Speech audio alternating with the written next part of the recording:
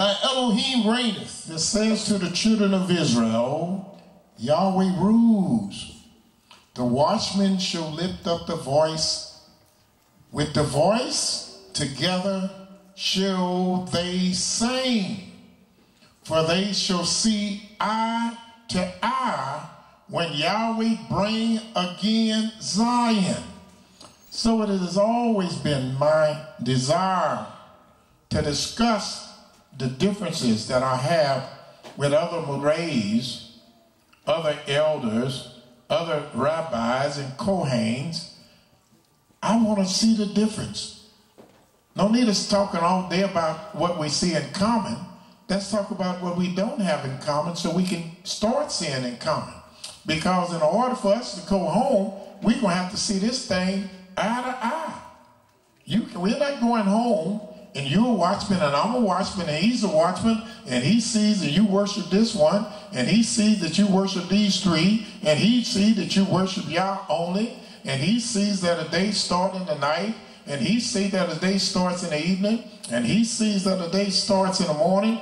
We are going to have to see eye to eye when Yah bring again Zion.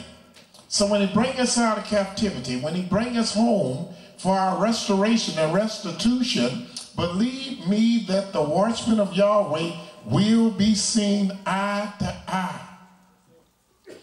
And it is incumbent upon us that we go and speak and talk our differences with one another so this day can hurry and come.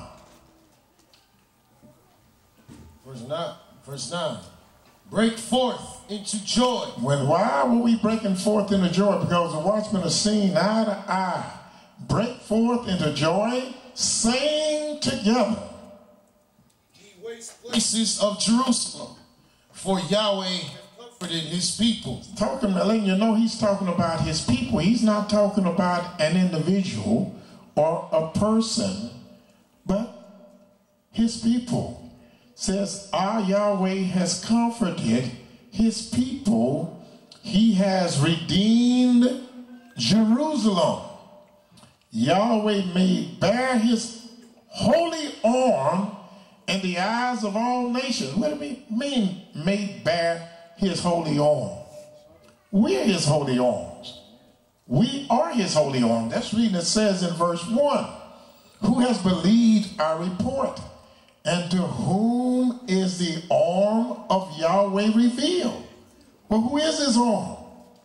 Yahweh tells you who his arm is. The 10th verse, Yahweh has made bare his holy arm in the eyes of the nations, and all the ends of the earth shall see the salvation of our Elohim. Salvation to who? His people, who he has made bare his holy arm. Depart ye, go ye out from thence. Touch no unclean thing. Go ye out of the midst of her. Be ye clean that bear the vessels of Yahweh. Now this 11th verse is very controversial to Christians because they were taught that everything is clean. They were taught that nothing is defiled. They were taught never to call anything that you eat common or unclean because Christ has died for our sins and Christ has cleansed everything. And here the Creator said, no, it's not clean. And he tells us, depart, go ye out from thence. Touch no unclean thing. Well, that means some of that steak y'all eat. He's talking about those ribeye steaks. That chicken is raised with hormones and antibiotics and tranquilizers. It's eating other dead things and other dead chickens. And the cows eating dead chickens and roadkill. And y'all tell us to touch no unclean thing. Well, it seems like he's touching on some of your diets to me. He's talking about some of us here who say we are holy. But Yah says, again, depart ye, go ye out from thence. Touch no unclean thing, go ye out of the midst of her. Be ye clean that bear the vessels of Yahweh. For ye shall not go out with haste. Nobody's going to rush you out. Nobody's going to put a shotgun and tell you got to get out of her.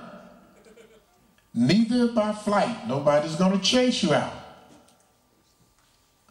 For Yahweh will go before you, and the Elohim of Israel will be your reward. Behold my servant. And now he's talking about his people. He's calling his people my servant. My servant shall deal prudently. He shall be exalted and installed and be very high. Well, what servant? What servant is going to deal prudently? My servant shall deal prudently. He shall be exalted and extolled and be very high. Who is this servant? Well, all you have to do is hold this page if you want to find out who Yah's servant is and see who he says his servant is out of his mouth.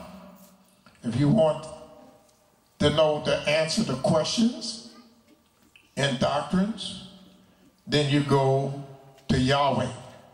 And we go to the book of Isaiah, the 41st chapter. We are interested very much in Yah telling us out of his mouth who is his servant. And he told us to study line upon line, doctrine upon doctrine, precept upon precept, here a little and there a little. We go in Isaiah the 41st chapter. And look what Yah says in verse 8. But thou, Israel, are my servant. Well, I think he put that question to rest real fast. He didn't say one of them. He said, but thou, Israel, are my servant. Jacob, whom I have chosen. The seed of Abraham, my friend. Thou whom I have taken from the ends of the earth, and called thee from the chief men thereof, and said unto thee, thou art my servant. I have chosen thee, and will not cast thee away. Fear thou not, for I am with thee. Be not dismayed, for I am Elohim. I will strengthen thee. I will help thee. I will uphold thee with the right hand of my righteousness. Behold, all they that were incensed against thee shall be ashamed and confounded. They shall be as nothing, and they that strive with thee shall perish. Thou shalt seek them and shalt not find them, even them. All right, let me finish reading because we're having a problem. Until that, I just read. Yah is trying to establish who his servant is. And Yah tells us in verse 11, behold, all they that were incensed against thee shall be ashamed and confounded. Meaning everybody that came up against us, Christians and Muslims and agnostics and atheists, Egyptologists, and every group that came up against Israel, Yah said they shall be what? Confounded. And they shall be as nothing, and they that strive with thee shall perish. Here Yah says that everyone that fights against us shall perish.